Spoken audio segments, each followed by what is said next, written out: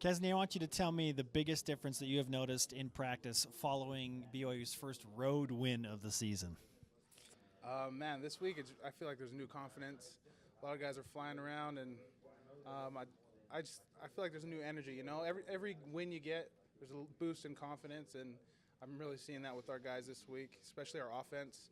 I feel like they have this new swag about them, and I'm happy for them that they're having some success. What was that welcome like for you in Las Vegas from the fans? It seemed like everyone wanted to stay there forever. It was crazy, man. I was surprised. I felt like that we had more fans than them. I think we did. Did you guys know?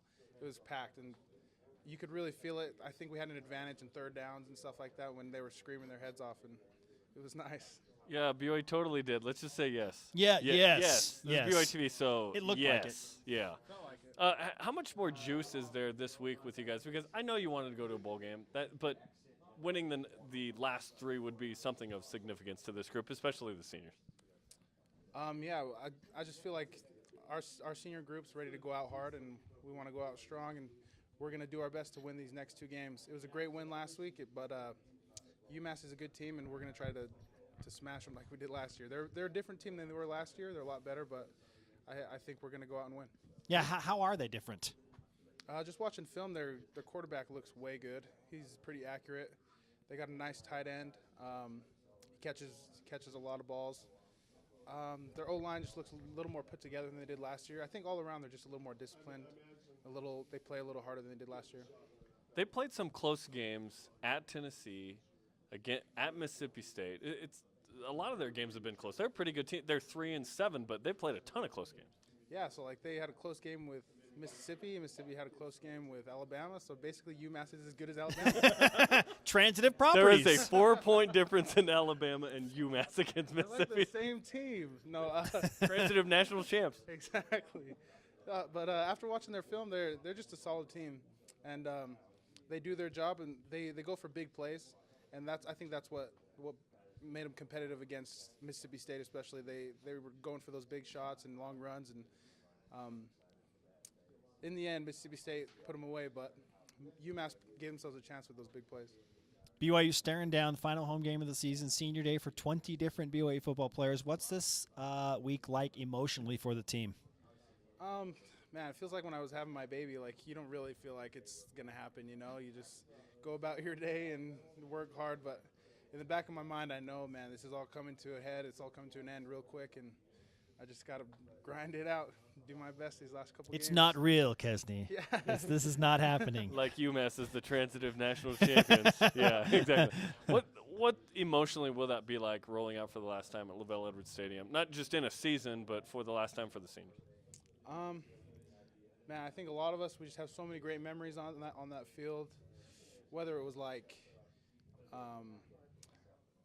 that Boise game, mine and Fred's sophomore year, or the Mississippi State game last year. There's just so many good memories there, and so it's going to be a little emotional, but I feel like it's going to be a lot of fun too. Just making the most of that day when it comes.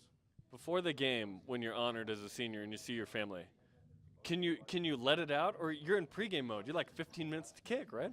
Oh yeah, I'm a total believer. If you have emotions, feel them. You know, don't hide them. So, Spencer, I keep telling you that. Just feel it. Fine. let yourself cry. That's what I'm saying. Okay. So when I see my wife and my baby and my parents, I know it'll be emotional. If I cry, I cry. You know, I'm a softie deep down, but I'm still gonna play hard. You know.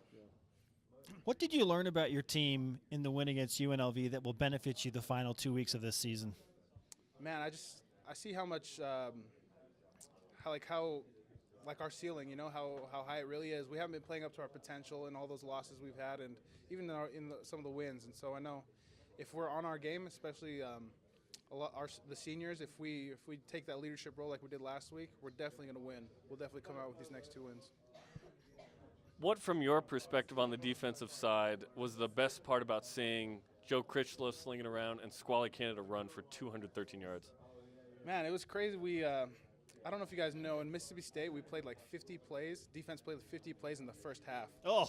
And so this last game, I think we had like 60-something plays the whole game. So it was just weird being on the sideline for so long. Like I was like man, I feel like I should be playing more. I'm not getting enough reps.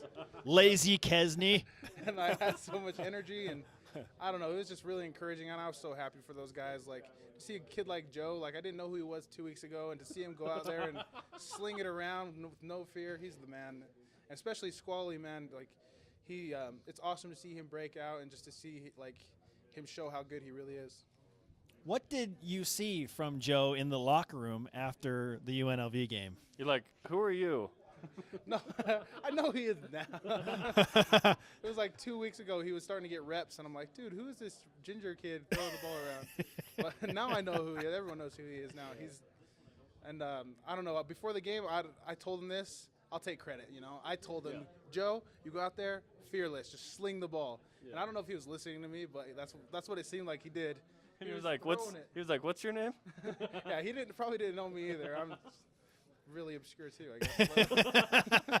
I've heard that his nickname is AP Joe because he was an AP at the end of his mission. Have you heard this? Yeah, so last year we had a zone leader heater with the Austin Yes, heater. yes. And this year we got AP Joe. So you always got to have that, you know, the mission president's second-hand man on the team. Okay. Yeah, and he's calling out people like, how's your home teaching? How are you? Right? Well, Someone's got to be accountable. AP Joe has a sweet social media account as well. Have you you heard seen about this? I haven't. I don't know anything about that. At AP Joe Faux, F-A-U-X. Oh, okay. It's like So Chuck Norris-like tweets Yeah. about AP Joe. Basically, he can do anything and everything. He's superhuman. And he's also met Manti Te'o's girlfriend. Wow. That's a feat. That's awesome. Kesni, great stuff. Let's give you some BYU Sports Nation karma for the approaching game against UMass. Wait, some what? Some karma.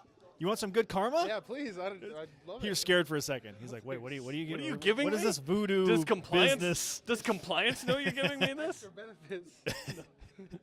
No. The benefit is good play. Yes. Is that- good that play. is. So don't worry. You look nervous. Thanks. I promise it's safe. It's approved by the By compliance. We've yes. talked to Chad William. We're good. yeah. Thanks. Good luck, Saturday. Thanks, Kesni. Thanks, guys.